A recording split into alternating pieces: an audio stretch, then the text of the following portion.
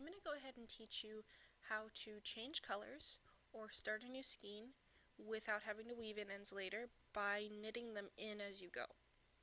Now what you do to do that is you take your working yarn and you fold it over on itself so that it creates this U,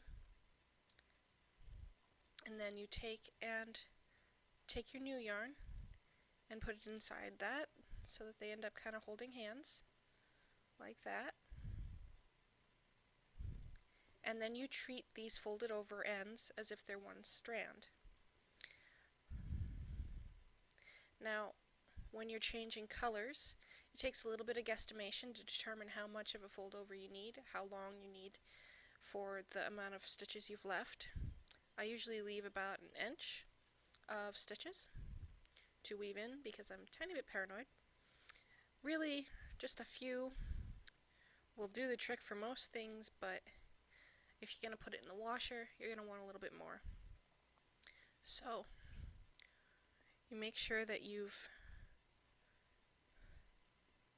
got your working yarn folded over, and you're treating it as one strand. And you're going to hold that end so that it doesn't move while you do it to get that first stitch in. And then you just net that first stitch, and now it's anchored. And then you can just net the rest.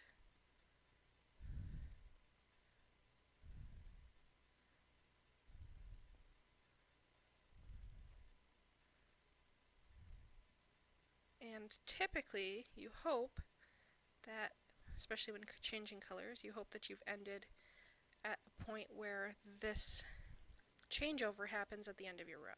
I've got about a stitch worth left here, and I can tank back and shorten my folded over area a little bit to get that there. Or I can just move on. It depends on how meticulous you're being about the change.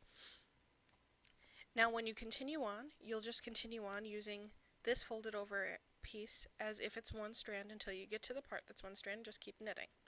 And that's really all there is to it. It's very simple, very easy, and very helpful because when you're done, you're done. You don't have to weave in these ends.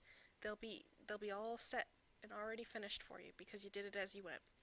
Now when you go around to your next round and you get to these stitches that have that doubled over set where the two strands are, you need to remember that they're there and treat them as one stitch. Otherwise you'll end up stitching two stitches and you'll end up with more stitches than you intended.